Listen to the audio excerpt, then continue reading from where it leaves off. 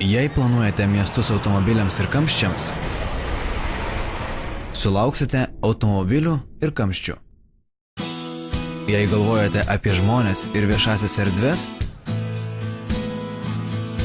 tą ir pasieksite. Fredas Kentas. Jei jūs įsivaizduotumėte savo miestą po 20 metų, kokį norėtumėte jį matyti? Vieta, kurioje gali saugiai žaisti vaikai, kur oras yra grynas, kur galima pėsčiomis nueiti į parduotuvę?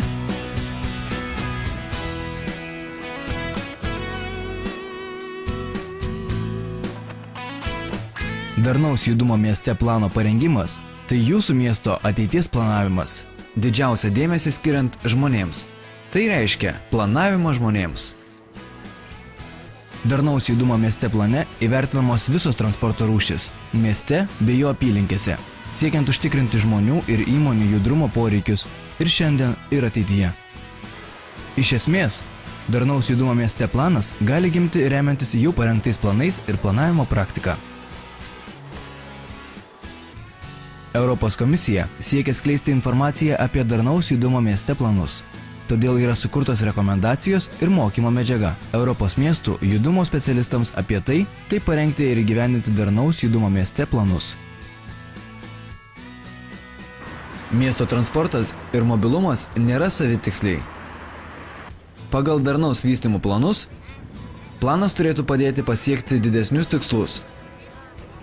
Pagerinti miestiečių gyvenimo kokybę, jų gerovę. Nuo to reikėtų pradėti, rengiant darnaus judumo mieste planą. Pirmas plano įgyvendinimas. Būtini pasirengimai. Reikia išanalizuoti esamą judumo būklę ir išnagrinėti įvairius ateities plėtros scenarijus. Be to, šis etapas apima stiprių ir silpnų pusių įvertinimą, turimų įgūdžių ir išteklių inventorizavimą. Tuo remiantis turi būti sudarytas aiškus veiksmų grafikas. Orebro dabar įpusėjo projekto įgyvendinimą. Pirmieji rezultatai įkvepia. Gerokai pagerėjo viešojo transporto sistema, sąlygos dviratininkams. Atsirado nauji greičio apribojimai. Iš miesto skverų iškeltos kai kurios automobilių stovėjimo aikštelės. Įgyvendinta automobilių dalymosi schema privačioje bendrovėje. Visapusiškas padėties suvokimas. Esminė sąlyga siekiant įgyvendinti bendrą viziją. Būtų idealu, jei miesto vizija būtų plėtojama bendradarbiaujant su suinteresuotomis šalimis.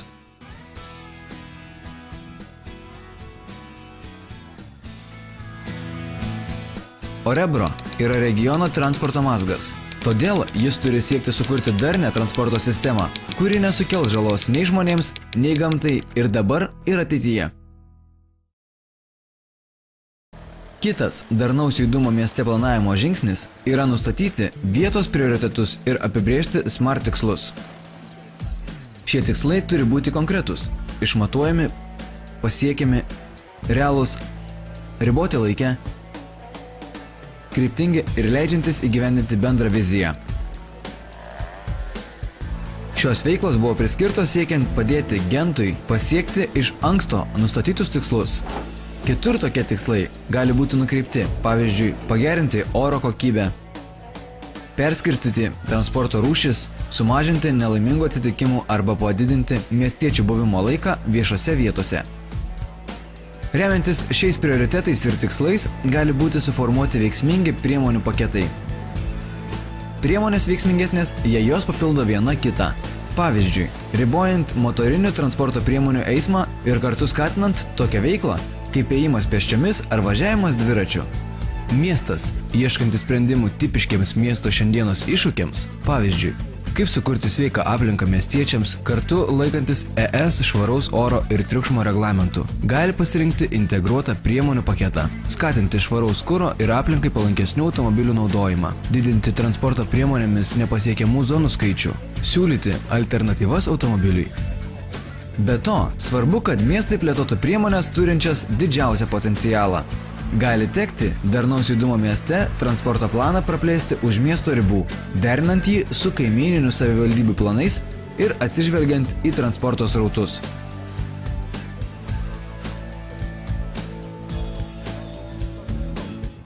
Bet kokiu atveju nebūtina pradėti nuo nulio. Net ir tada, kai miestas turi mažesnę patirtį. Yra šimtai geros praktikos pavyzdžių, kuriuos galima rasti Eltis, didžiausiame Europos informacijos portale apie mobilumą mieste. Kaip prioritetai ir priemonės suderinti, kiekvienai veiklai turi būti paskirti atsakingi asmenys ir būtinieji žmogiškieji bei finansiniai resursai. Darnaus judumo mieste planas turi būti reguliariai stebimas, siekiant pagerinti procesus ir įsitikinti, ar judama teisinga kryptimi. Darnaus judumo mieste planas turi būti patvirtintas ir oficialiai priimtas. To reikia siekiant, kad visos suinteresuotos šalis dalyvautų jį įgyvendinant, įskaitant ir miesto gyventojus. Tai padidina tikimybę, kad planas bus realizuotas. Kaip bebūtų, vien geras darnaus judumo mieste planas automatiškai nelemia gerų rezultatų. Labai svarbus tinkamas vadovavimas ir komunikavimas plano įgyvendinimo metu, siekiant efektyviai valdyti riziką ir išnaudoti bendrą veiklą.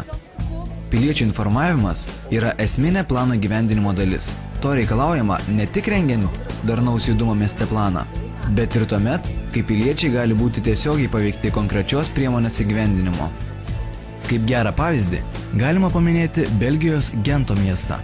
Didelio masto projektui, kuris prasidėjo 2007 metais ir tęsis iki 2020 metų, rekonstruojant pagrindinę geležinkelio stotį Gent St. Peters ir pertvarkant jos aplinką, buvo paruoštas daugiapakopis viešinimo planas.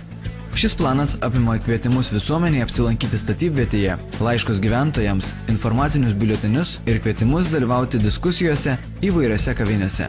Reikia įvertinti platesnį jos poveikį miesto transportui bei mobilumui, įskaitant priemiesčius, taip pat patį planavimo proceso efektyvumą. Abu aspektai yra svarbus siekiant mokytis ir tobulinti procesą. Įgyta patirtis yra būtina, nustatant naujus iššūkius, laukiančius kitos kartos darnaus miesto plėtros plano.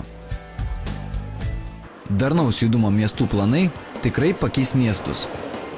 Sėkmės atveju darnaus judumo miesto planai leis pasiekti geresnių rezultatų, išvengiant įvairių konfliktų. Šiame vaizdo klipe buvo pristatyti darnaus judumo mieste plano charakteringiausi bruožai. Apibendrinant, darnaus judumo mieste plano parengimui reikalinga tvari, subalansuota ekonomikos plėtra, socialinis teisingumas, socialinė lygybė ir aplinkos kokybė. Strategija ir ateities vizija daugelį metų ir dešimtmečių į priekį, demonstruojanti, kaip miestas turi atrodyti ateityje.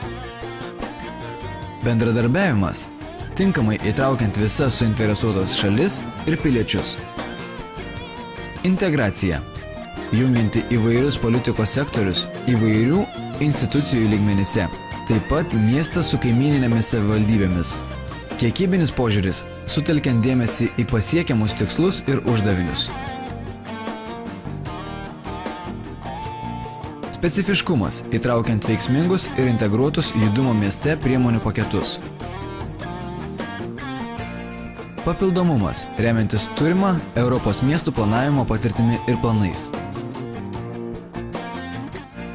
4 miestai – Gent, Orebro, Gdynia ir Liubliana – pristatyti šiame filme, pasiryžę nuosekliai įgyvendinti darnaus judumo miestuose planus ir pagerinti miestiečių mobilumo bei jų gyvenimo kokybę. Taigi, kokios yra šių miestų vizijos 2030 metams?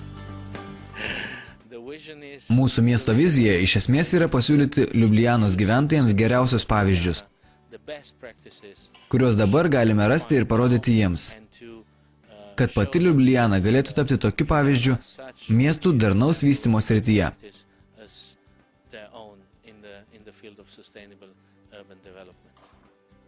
Tai reiškia, kad turime daugiau vaikščioti, daugiau važinėti dviračiais, naudoti mūsų dviračius ir plėtoti viešąjį transportą. Norime, kad ateityje mūsų mieste važinėtų tramvajai. Tikiuosi, Gdynėje ir toliau bus grynas oras, nors transporto intensyvumas augs. Tikiuosi, kad naudojimasis viešuoju transportu išaugs daugiau negu 50%. Ir tikiuosi sparčios dviračių plėtros.